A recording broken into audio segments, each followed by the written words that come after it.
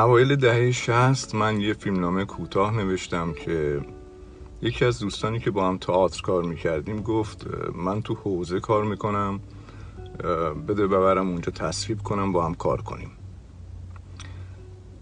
متن برد اونجا تصویب شد و قرار شد که یه آقای عکاسی با ماشین بیاد دنبال من و این همکارمون که بریم شمال شهرهایی رو ببینیم برای بازدید لوکیشن.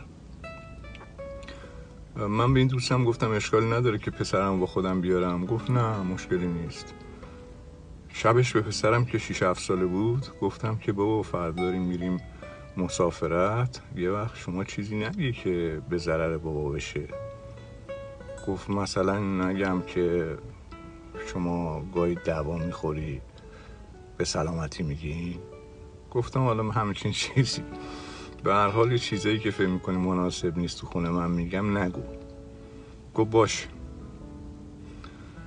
رفتیم به اون سفر و من سعی کردم در طول اون سفر به اون دوتا همکارمون بگم که زیاد توجه به تیشرت آستین کوتاه و شلوار جین من نکنین، منم مثل شما فکر میکنم. اونا هم تلاش میکردن به من بگن که نگاه به دگمه بسته یقمون و ریشمون و اوورکوتمون نکن، ما هم مثل تو فکر میکنیم. کم کم فهمیدیم که ما ستا تو خونه یه شخصیت داریم تو محافل دوستانه و بیرون تو انظار عمومی یه شخصیت دیگه.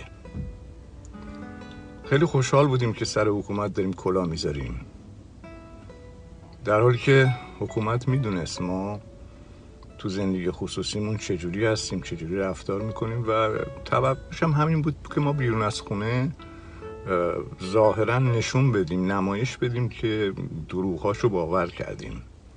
همین براش کافی بود. ما هم از اینکه دو شخصیت داریم خوشحال بودیم، در حالی که ما دو شخصیتی نبودیم، ما هویت انسانیمون رو از دست داده بودیم. حالا که میبینم نسل جدید تیشه برداشته و داره میزنه به ریشه های این حکومت که بر اساس یه سری دروغ استوار شده، خیلی خوشحالم. به این نسل میگن بی‌حجابی خانوما از بی‌غیرتی آقایونه. آقایون میگن اگه آزادی زنها از بی‌غیرتی ما مرداست، ما بی‌غیرت ترین مرد جهانیم. میگن که شما وقتی میگین دنبال آزادی هستیم میخوایم بیاین تو خیابونا بخونین و برقصین. میگن آره میخوایم بخونیم و برقصیم. میگن که شما از خارجی ها خط میگیرین، با بیگانه ها در ارتباطین. میگن بله ما با همه آزادی خواهان جهان در ارتباطیم برای از بین بردن شما. در نهایت حکومت آس شروع میکنه، میگه شما کافرین، بیدینین. میگن اتفاقا درست گفتین، ما از دین شما بیزاریم. خیلی خوشحالم که دارم میبینم نسل جدید قدم در دایره حقیقت گذاشته و مثل ما تو چنبره دروغ زندگی نمیکنه.